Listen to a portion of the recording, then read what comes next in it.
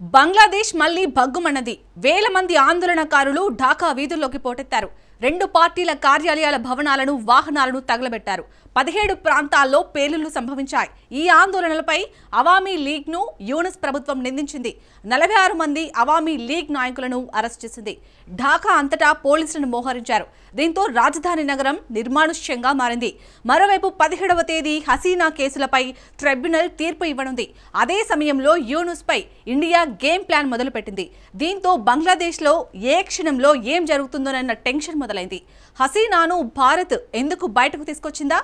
భారత్తో కయ్యానికి యూనుస్ సిద్ధమవుతున్నాడా? అసలు బంగ్లాదేశ్లో ఏం జరుగుతుంది? Let's watch.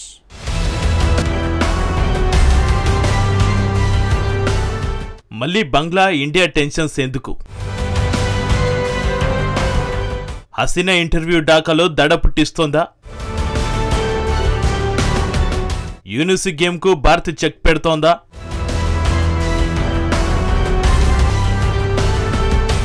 బంగ్లాదేశ్ రాజధాని ఢాకాలో మళ్లీ ఆందోళనలు మొదలయ్యాయి. 13న నగరంలోని వీధులు నిర్మానుష్యంగా మారాయి. ప్రజలందరూ ఇళ్లకే పరిమితమయ్యారు.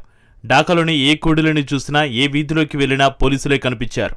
ఎప్పుడూ సందడిగా రద్దీగా కనిపించే ఢాకా 13న మాత్రం దిగ్బంధించి ఉన్న నగరంగా అనిపించింది. ఢాకాలో పరిస్థితులు మళ్లీ ఎందుకు ఉద్రిక్తంగా మారాయి? ఢాకాలో మళ్లీ టెన్షన్స్ రైజ్ అవడానికి కారణం ఓ బూటకపు విచారణ మాత్రమే. మాజీ ప్రధానమంత్రి షేక్ హసీనాపై యూనుస్ ప్రభుత్వం చేపట్టిన విచారణ కారణంగా బంగ్లాదేశ్ మళ్లీ ఉద్రిక్తంగా మారింది. ఆమెపై ఉన్న కేసులను ఢాకాలోని ప్రత్యేక ట్రైబ్యునల్ విచారణ చేపట్టింది. హసీనాతో పాటు ఆమె మంత్రులు హత్య, నరమేధం ఆరోపణలను ఎదుర్కొంటున్నారు. ఒకవేళ ఈ ఆరోపణలు రుజువైతే వారికి మరణశిక్ష విధించే అవకాశం ఉంది. ఈ తీర్పు త్వరలో వెలువడనుంది. నవంబర్ 17న తీర్పును వెలువరించనున్నట్టు తాజాగా ట్రైబ్యునల్ కోర్టు ప్రకటించింది. సో 17వ తేదీ ఇప్పుడు బంగ్లాదేశ్లో టెన్షన్స్ పెంచుతోంది. ఈ 2 రోజులు అత్యంత కీలకమైనవి.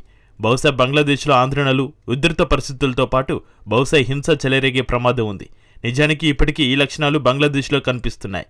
గత 2 రోజులుగా రాజధాని ఢాకాలో ఆందోళనలు వెల్లువెత్తాయి.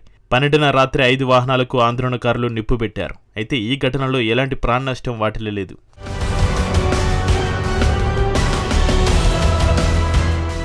13న అవామీ లీగ్కు చెందిన ప్రధాన కార్యాలయంపై దాడి జరిగింది. మాజీ ప్రధాని షేక్ హసీనాకు చెందిన పార్టీ అవామీ లీగ్ 15 మంది గ్రూపు అవామీ లీగ్ కార్యాలయానికి నిప్పంటించారు. అంతేకాదు, బీఎన్పీ కార్యాలయం కూడా దాడికి గురైంది. బీఎన్పీ అంటే బంగ్లాదేశ్ నేషనలిస్టు పార్టీ. హసీనా బద్ధశత్రువు ఖలీదా జియాకు చెందిన పార్టీనే బీఎన్పీ.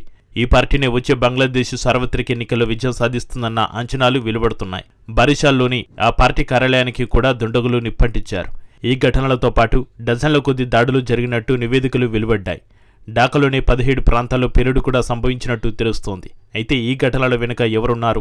ఈ ఘటనల వెనుక అవామీ లీగ్ హస్తం ఉందంటూ తాత్కాలిక ప్రభుత్వం ఆరోపిస్తోంది. ఈ ఆరోపణ ఆశ్చర్యాన్ని కలిగిస్తుంది. ఎందుకంటే సొంత పార్టీ కార్యాలయాన్ని ఎవరైనా తగలబెట్టుకుంటారా? ఈ ఆరోపణలతో తాత్కాలిక ప్రభుత్వం చేపట్టిన అరెస్టుల వేటలో దేశవ్యాప్తంగా 46 మంది అవామీ లీగ్ నాయకులను అరెస్టు చేసింది. దేశంలో ఉధృత పరిస్థితులు ఎరగడానికి వాళ్లే కారణమంటూ తాత్కాలిక ప్రభుత్వం ఆరోపిస్తోంది. ఈ ఆందోళనల నేపథ్యంలో 13న ఢాకా మొత్తాన్ని పోలీసులు నిర్బంధించారు. ట్రైబ్యునల్ వద్ద పోలీసులను భారీగా మోహరించారు. ఢాకాలో పరిస్థితులు ఉధృతంగా మారాయి. వీధులన్నీ నిర్మానుష్యంగా మారాయి. ఎక్కడ చూసినా పోలీసులే కనిపించారు.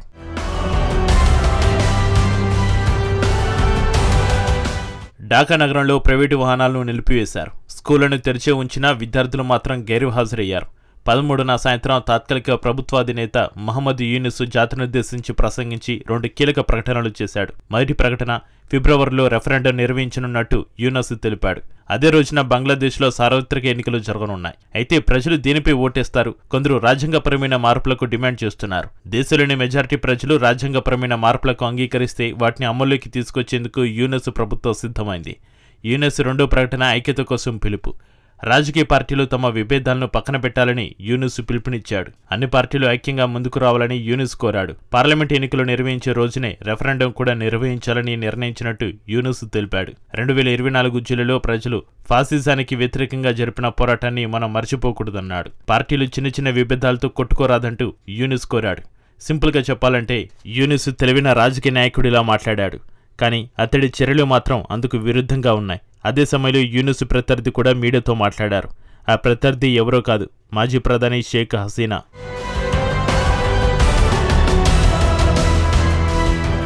గతేడాది జూలై చివరిలో బంగ్లాదేశ్లో హింసాత్మక ఆందోళనల తర్వాత ఆగస్టులో షేక్ హసీనా భారత్కు పారిపోయి వచ్చారు. అప్పటి నుంచి సాధ్యమైనంత వరకు ఢిల్లీలో ఉన్న హసీనా మౌనంగా ఉంది.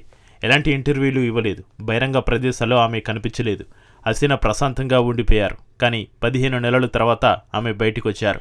షేక్ హసీనా మీడియాకు పలు ఇంటర్వ్యూలు ఇచ్చారు. ఆమె చాలా సమస్యలపై పెదవి విప్పారు.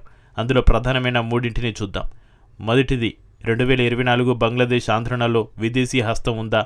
దీని గురించి ఆమెను మీడియా అడిగింది. దానికి హసీనా సైతం సమాధానమిచ్చారు. నిజానికి బంగ్లా అల్లర్లపై గతంలో ఓ లేఖ లీక్ అయింది. ఆ లేఖను హసీనా రాసినట్టు చాలామంది నమ్ముతున్నారు. బంగ్లాదేశ్ ఆందోళనల వెనుక అమెరికా హస్తం ఉన్నట్టు ఆ లేఖలో ప్రస్తావించారు. కానీ తాజాగా ఇచ్చిన ఇంటర్వ్యూలో మాత్రం బంగ్లాదేశ్ ఆందోళనల్లో అమెరికా హస్తం లేదని హసీనా తెలిపింది. అమెరికా కానీ వేరే ఏ దేశము 2024 అల్లర్లను ప్రేరేపించలేదని బంగ్లా మాజీ ప్రధాని స్పష్టం చేశారు. అమెరికా ప్రభుత్వంతో తమకు సన్నిహిత సంబంధాలే ఉన్నాయని హసీనా వెల్లడించింది. అమెరికాతో పాటు మరే ఇతర విదేశీ శక్తులకు ఆందోళనల వెనుక హస్తం ఉన్నట్టు అనిపించలేదని తెలిపారు. అమెరికా అధ్యక్షుడు డొనాల్డ్ ట్రంప్తో తమకు మంచి అనుబంధం ఉందన్నారు. ట్రంప్ బహిరంగంగానే యూనుస్ను వ్యతిరేకించినట్టు హసీనా చెప్పింది.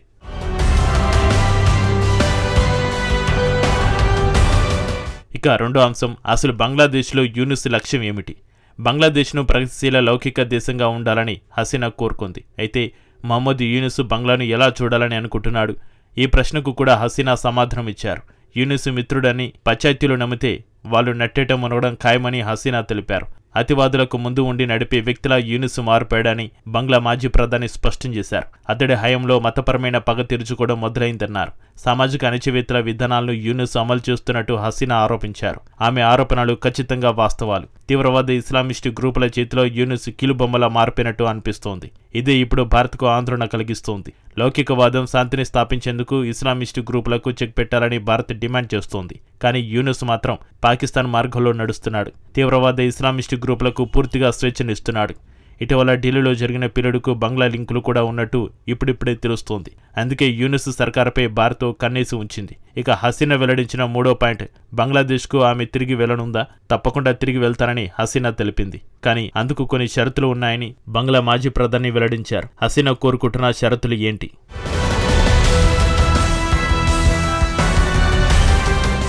తాను బంగ్లాదేశ్కు వెళ్లాలంటే బంగ్లాదేశీయులకు అవసరమైన షరతులేనని హసీనా తెలిపారు.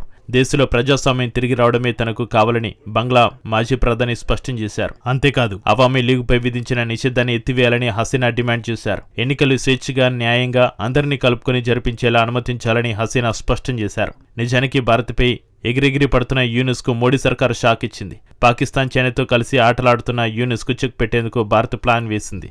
ఎందుకంటే హసీనా ఇంటర్వ్యూలోనే ఇస్తుందని యూనుస్ సర్కార్ అస్సలు ఊహించలేదు. భారత్లో ఏం చేయాలన్నా మోడీ సర్కార్ అనుమతి అవసరం. తమకు భయపడి హసీనాను సైలెంట్గా మోడీ ఉంచుతాడని యూనుస్ అంచనా వేశాడు. కానీ సీన్ మొత్తం రివర్స్ అయింది. తాజాగా షేక్ హసీనా ఇంటర్వ్యూలు ఇవ్వడంపై ఢాకా ఆగ్రహం వ్యక్తం చేసింది.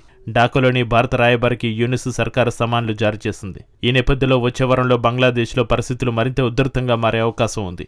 ఒకవేళ హసీనాకు వ్యతిరేకంగా తీర్పు వస్తే ఇండియాను యూనుస్ టార్గెట్ చేసేందుకు అవకాశం ఉంది. హసీనాను అప్పగించమని ఢిల్లీపై మరింత ఒత్తిడి పెంచేందుకు యత్నించవచ్చు. నిజం చెప్పాలంటే ఇది అత్యంత ఉధృతకరమైన సమయం.